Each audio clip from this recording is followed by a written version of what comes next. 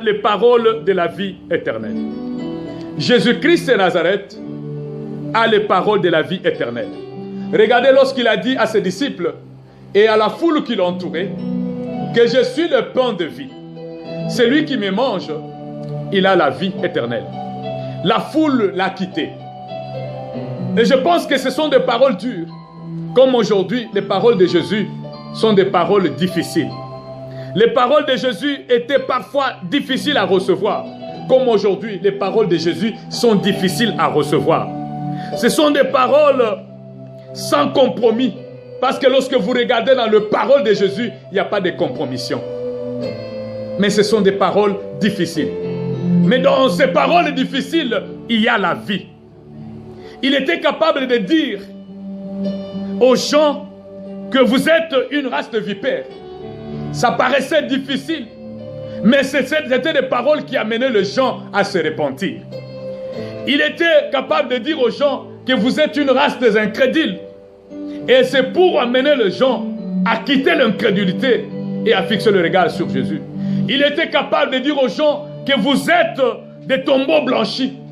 C'est parce que les gens croyaient des yeux, mais dans le cœur, il y avait autre chose. C'était des paroles difficiles. Mais néanmoins, dans ces paroles, il y avait la vie. Ce sont les paroles qui nous amènent à la vie.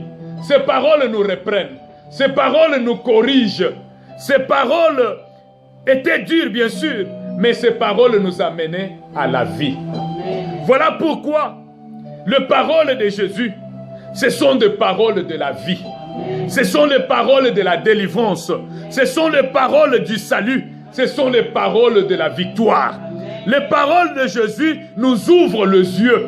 Les paroles de Jésus nous protègent et nous gardent. Les paroles de Jésus nous épargnent de tout le plan du diable. C'était les paroles difficiles. Aujourd'hui, ces paroles difficiles de Jésus, nous les retrouvons dans un seul mot, la repentance. Le temps que nous traversons, que nous sommes tous à la maison, en train de faire des cultes personnels à la maison, c'est le temps que chacun de nous doit se repentir. C'est difficile, parce que c'est la première parole que Jésus a amenée. Repentez-vous. Il est venu pour que nous puissions nous repentir, afin de fixer notre regard sur lui. C'était des paroles difficiles, mais ces paroles nous amenaient la vie. Tu as les paroles de la vie éternelle. Aujourd'hui, les paroles qui nous donnent la vie sont à Jésus-Christ de Nazareth. Les gens regardent la télévision, et à la télévision, lorsque nous regardons, vous restez là du matin au soir. Vous regardez ce qui se passe. Vous connaissez le nombre de cas de la pandémie aujourd'hui dans le monde. Et lorsque vous arrivez le soir, vous aussi vous tombez malade avec ce que vous avez vu. Je vous interdis à cela. Fixez le regard. Prenez beaucoup de temps à fixer le regard sur Jésus-Christ. Les paroles de Jésus nous amènent la vie. Aujourd'hui, nous nettoyons les mains. Nous lavons nos mains pour éviter la maladie. Mais je vous envoie aussi à laver le cœur. Lavons nos cœurs. Nous avons lavé les mains. Maintenant, lavons nos cœurs. Lorsque nous allons laver nos cœurs, nous allons nous éviter de cette grande pandémie qui est le péché. Mais si vous vivez dans la crainte du nom de l'Éternel, vous êtes sauvés même de toutes les maladies de l'Égypte. Voici la parole que le Seigneur nous envoie aujourd'hui. Effectivement, il y a la pandémie, mais cette pandémie n'est pas pour vous. C'est le moment pour nous de laver nos cœurs afin d'éviter cette grande pandémie qui viendra. Que le Seigneur vous bénisse. Lavons nos cœurs, lavons nos cœurs. Lavons plus nos cœurs que laver les mains. Parce que lorsque nous lavons nos cœurs, Jésus-Christ est avec nous. Jésus-Christ est avec nous. Lorsque nous lavons nos cœurs, nous avons la victoire en toutes choses. Là, le Seigneur demeure en nous et ses paroles demeurent en nous. Et tout ce que nous allons demander, le Seigneur va nous donner. Que le Seigneur de gloire vous bénisse et bénisse sa parole. Les ministres qui pouvaient avoir des moyens pour se protéger, mais ils ont succombé. Ils sont tombés malades. Beaucoup sont dans les lits d'hôpitaux. Mais nous, Seigneur notre Dieu, n'avons pas de moyens de transport pour nous protéger. Chaque déplacement, nous entrons dans le transport en commun, où nous trouvons un monde dans ce transport, exposé au danger, exposé à la contamination. Mais nous sommes en vie, Seigneur. Nous sommes protégés, Jésus. Nous sommes protégés, Seigneur. Voilà pourquoi Jésus-Christ de Nazareth, nous te déclarons notre protecteur par excellence. Toi qui gardes, qui ne sommeille ni ne dort.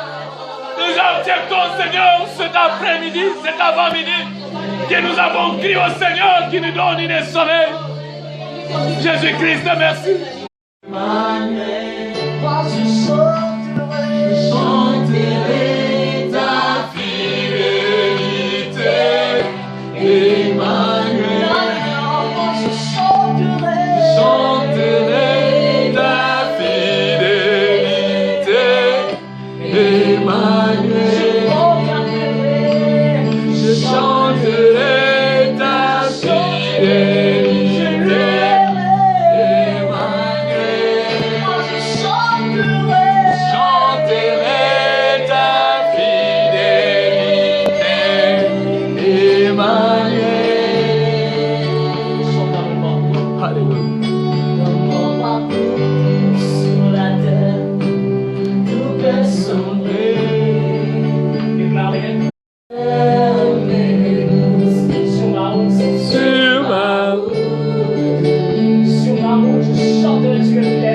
Sur ma route, je chanterai, tu es fidèle.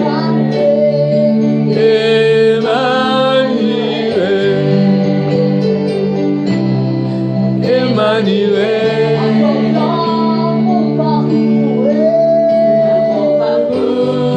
Sur la terre, tout peut sombrer. Dans ma marche sur le ciel, tout peut sombrer. C'est la peur me déroute. Sur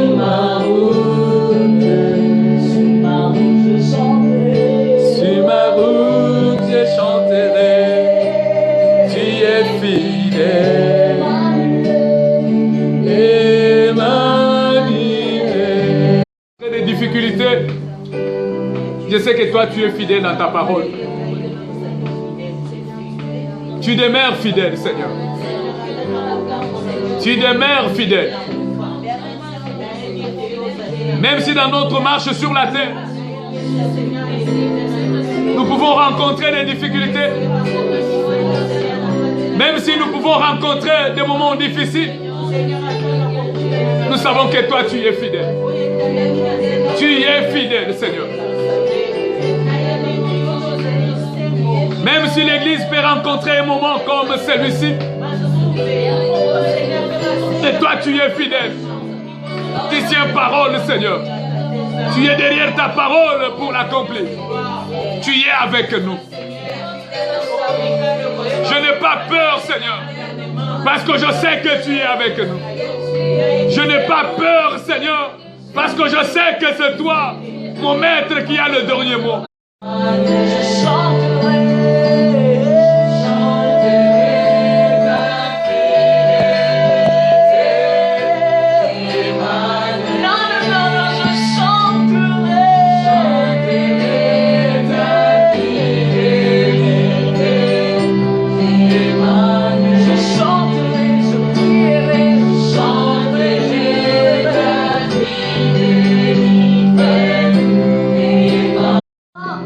Oh,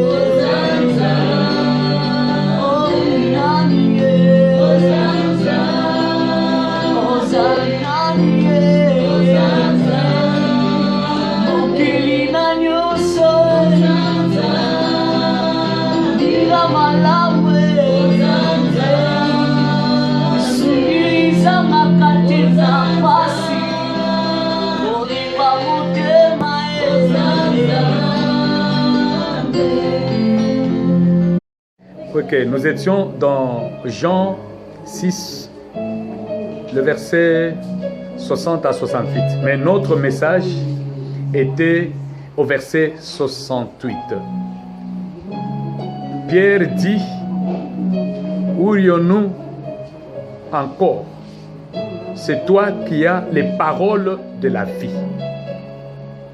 Nous avons dit ceci, que nous n'avons pas un autre endroit que nous pouvons aller que d'aller chez Jésus-Christ de Nazareth.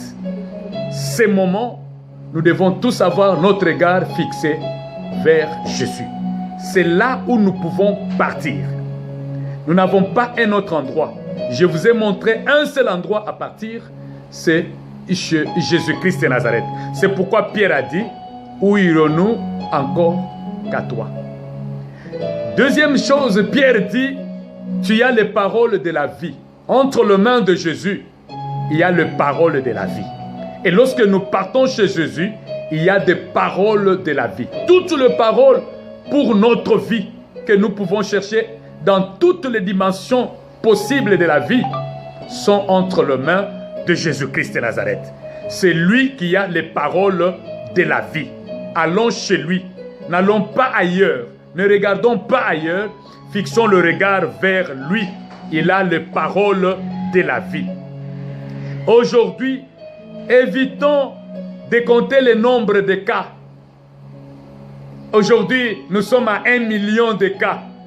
C'est tout ce qui vous rend malade. Regardez, lorsque vous regardez la télé, vous prenez tous ces cas-là, vous avez des problèmes dans la tête. Et lorsque vous arrivez le soir, vous vous sentez mal. Vous pouvez appeler aussi le véhicule comme si vous étiez malade, au moment où vous n'êtes pas malade. Mais arrêtez de regarder toutes ces informations-là. Fixez le regard sur Jésus. Vous verrez la gloire de Dieu. C'est lui qui a les paroles de la vie. Que le Seigneur vous bénisse, bien-aimés.